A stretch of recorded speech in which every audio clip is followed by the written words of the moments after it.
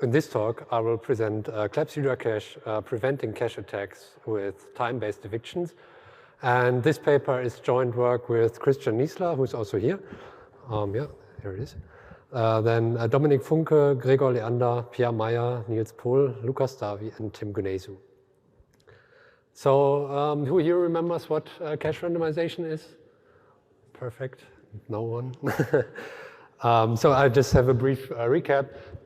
So to prevent efficient prime and probe attacks, we take a randomization function and use the tag and the index of the address as an input to select pseudo-random entries in each of the ways, and then the data will be placed by some replacement policy. All right, so far so good.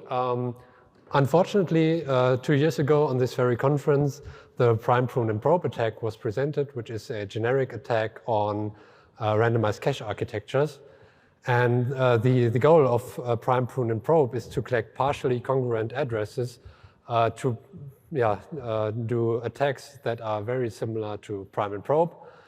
And the way it works is the attacker first fills the cache with their own data. So as you can see here, there are a lot of attacker-owned addresses.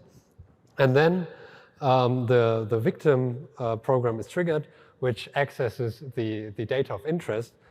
And now if the attacker is lucky, then the access by the victim will evict one of the attacker's addresses. So in this case, for example, the address in way 1 will be overwritten. And from this, the attacker can now learn that the address that is stored or that was evicted by the victim access collides with the target address in at least one of the cache ways. Now, then this address is added to a generalized eviction set, and if the attacker can collect many of such addresses, then he can perform attacks very similar to prime and probe.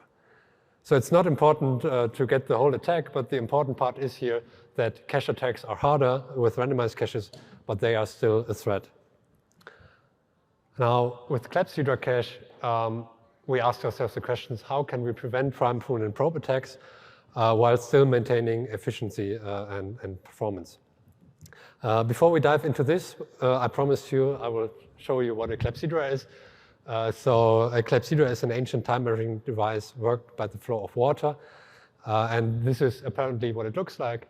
And you will see later how this corresponds to our cache. But now back to caches. So in a nutshell, the question is, how can we stop observers from observing cache collisions? And the simple answer to that is just prevent cache collisions, right? If we don't have cache collisions, then the attacker can no longer learn something from accesses that the victim program does. Unfortunately, though, this is harder than it sounds, because when the cache is full, then we need to evict some addresses to be able to place the new data in the cache. So while we cannot prevent cache collisions with ClepsydraCache, we implement a combination of cache randomization and cache decay. And the goal here was to have an efficient in hardware architecture and a small performance overhead in software. Now, as I said, the first part of ClepsydraCache is index randomization, and we talked about this a lot now. And the goal is to prevent trivial eviction set construction. Now then, the second part is the cache decay feature, and that means that each of the cache entries now has this time to live, which is depicted with the little sand clock icon there. And the important part here is that the cache now contains empty entries. So on access, we can use these empty entries to place new data without evicting the old data that has been in there. And one neat thing about the time to live is that it keeps data that has recently been accessed, but evicts the data that hasn't been accessed for a while, which is likely to not be used again. So now let's look at the events that can happen in ClepsydraCache. So first of all, we have normal cache misses. And it looks like this. So the randomization function, which might, for example, be scarf, first selects the candidate entries. Yeah? So then we know, basically by comparing the tags of the candidate entries with the memory address that we accessed, that in this case, this is a cache miss because the tag is not stored. And then, of course, we need to fetch the data from memory. And now the replacement policy selects an entry where we place the new data. And importantly, with ClepsydraCache, it always prioritizes invalid entries. So in this case, the data will be stored in Y0, and we can place it there without evicting anything. Now finally, we set the time to live to a random value in a range between a minimum and a maximum. And so that is so that an attacker cannot predict how long the entry will be or will remain in the cache. Then cache hit handling is very simple. So again, the randomization function selects the candidate entries. And in this case, we have a match, and the data is found in Y0. So now all we do is return the data as we usually would, and we also reset the time to live to a new random value in the range between the minimum and the maximum.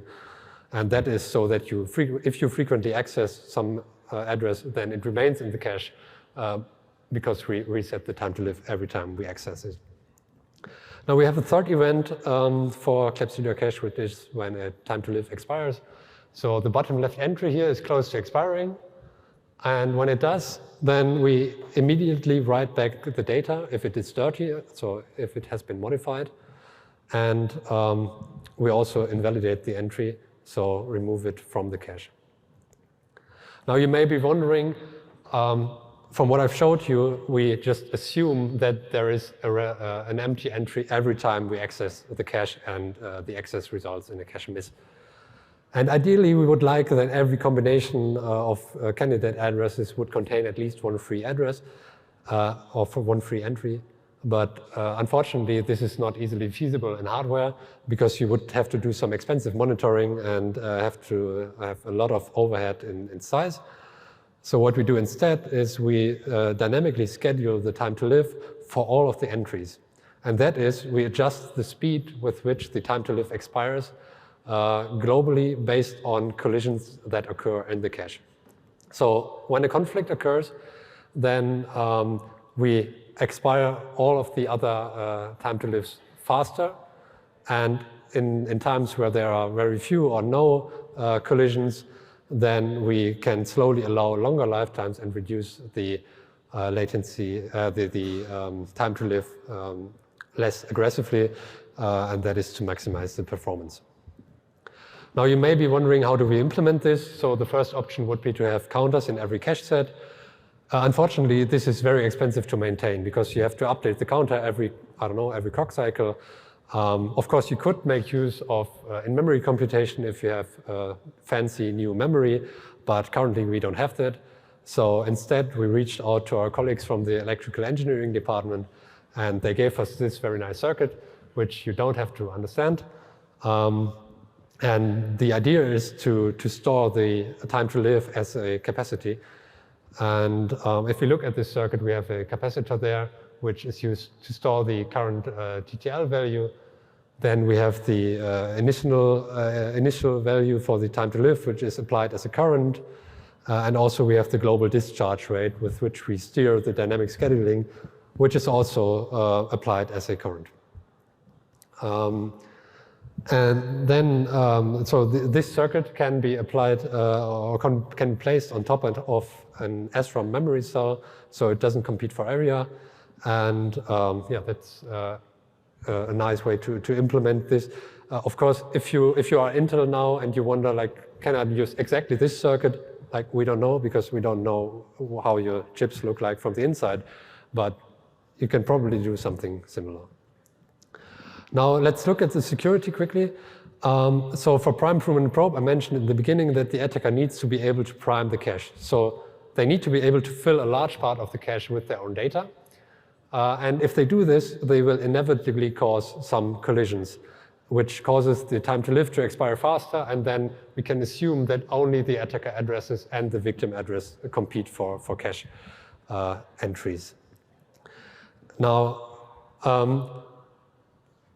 to catch an access, the attacker needs to fill all of the candidate entries. So in this case here, there are 4 candidate entries and one of them is empty, so not covered by the attacker's addresses.